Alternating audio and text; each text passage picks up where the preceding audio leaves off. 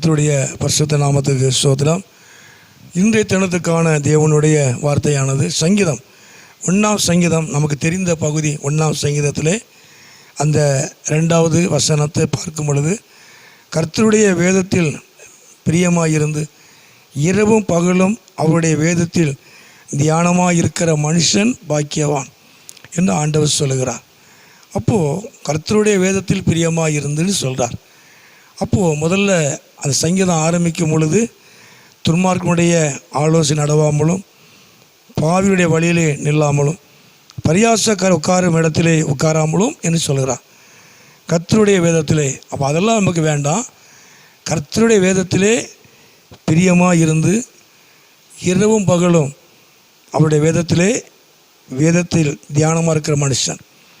அப்போ கர்த்தருடைய வேதத்தை பிரியமாய் அதை வாசித்து நாம் தியானிக்கிறதுனால அவன் பாக்கியவான், அவன் கொடுத்து வைத்தவன் என்று வேதம் சொல்லுகிறது. கீழே அநேக ஆசீர்வாதங்கள் சொல்லப்படுது. ஆனால் அந்த முதல் வசனத்தை சொல்லப்படுது, இந்த கர்த்தருடைய வேதத்திலே நாம் பிரியப்பட்டு அதை தியானிக்கிறதுனால நமக்கு தேவையான ஆலோசனை உண்டாகிறது. ஏன்னா துன்மார்க்கனுடைய ஆலோசனையிலே நடுவாமல். அப்போ ஒரு மனிதனுக்கு ஆலோசனை என்பது தேவை. ஆனால் அந்த ஆலோசனையை நம்ம எங்கே கேட்கணும் அப்படிங்கிறது தான் பிரச்சனை. நமக்கு ஆலோசனை நமக்கு தேவைப்படுது, அந்த ஆலோசனை யார்கிட்ட கேட்கணும் அப்படிங்கிறது நமக்கு பிரச்சனை. ஆனால் தேவன் நமக்கு போதுமான ஆலோசனைகளை தர அவர் உண்மை உள்ளவர். அப்போ நமக்கு தேவையான ஆலோசனை நமக்கு வேணும் அப்படின்னா நம்ம கர்த்தருடைய வேதத்தை நம்ம என்ன செய்யணும்? வாசிக்கணும். தேவனுடைய வசனத்தை நம்ம வாசித்து நம்ம தியானிக்கிறதுனால நமக்கு தேவையான ஆலோசனை அவர் நமக்கு தருவார். கர்த்தருக்கு மகிமை உண்டாவதாக.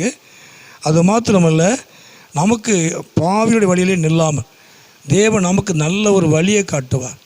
வேதத்தை அதிகமாய் வாசிக்கிறதுனால, அதில் பிரியத்தோடு வாசித்து அதை தியானிக்கிறதுனால நமக்கு ஆலோசனை மாத்திரமல்ல, நமக்கு நல்ல ஒரு வழியை கர்த்தர் உண்டு பண்ணுகிறார். அவருடைய வழியை நமக்கு காமிக்கிறார். நம்முடைய வழியை கர்த்தர் செவ்வாய்ப்படுத்துவார். நம்முடைய வழியிலே கர்த்தர் பெரிய ஆசீர்வாதத்தை கர்த்தர் தருவார். நமக்குன்னு கர்த்தர் நல்ல ஒரு வழியை உண்டு பண்ணுவார். அவருடைய வழியை நமக்கு காமிக்கிறது மாத்திரமல்ல, நமக்காக கர்த்தர் நல்ல ஒரு வழியை கர்த்தர் திறப்பார். ஒரு புதிய வழியிலே புதிய பாதையிலே அவர் நடத்துவார். கர்த்தர் நாமத்துக்கு மகிமை உண்டாவதாக. தேவையில்லாத வழியில் நாம் நடக்காதபடிக்கு தேவையான பிரயோஜனமான வழியில் ஆண்டவராய தேவன் நம்மை நடத்துவார். அது மாத்திரமல்ல, பரியாசக்கார உட்காரும் இடத்துல உட்காராமல் சரியான இடத்துல கர்த்தர் நம்மளை அமர பண்ணுவார், கர்த்தரோடு இருக்க பண்ணுவார். இதெல்லாம் எப்போ நடக்கும் அப்படின்னா வேதத்தை வாசிக்கிறதுனால.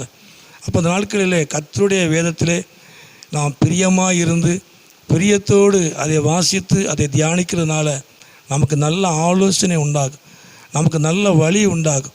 கர்த்தர் நமக்கு நல்ல வழிகளை திறந்து கொடுப்பார். அவருடைய வழியில் கர்த்தர் நம்மை நடத்துவார். 3வது, சரியான இடத்துல நம்மளை உட்கார பண்ணுவார். அவரோடு கூட இருக்க அவர் நமக்கு உதவி செய்வார். கர்த்தருடைய ஆசீர்வாதம் நமக்கு உண்டாகும். அப்போ இந்த நாட்களில் நமக்கு தேவையானது வேத வசனம். இந்த வசனத்தை நாம் அதிகமாக வாசிக்கணும், தியானிக்கணும். நம்முடைய வாழ்க்கையில் பெரிதான ஆசீர்வாதங்களை நாம் பெற்றுக்கொள்ள முடியும். ஜெபம் பண்ணுவோமா? எங்களை அதிகமாக நேசிக்கிற நல்ல பிதாவே, அருமையான ஆண்டவரே, இந்த நேரத்துக்காக ஸ்தோத்திரம். இந்த சத்தத்தை கேட்குற ஒவ்வொரு பிள்ளைகளையும் குடும்பங்களையும் ஆண்டவர் ஆசீர்வதியும், நீர் மகிமைப்படும். இயேசுவின் நாமத்தில் ஜெபிக்கிறோம் நல்ல பிதாவே. ஆமேன், ஆமேன்.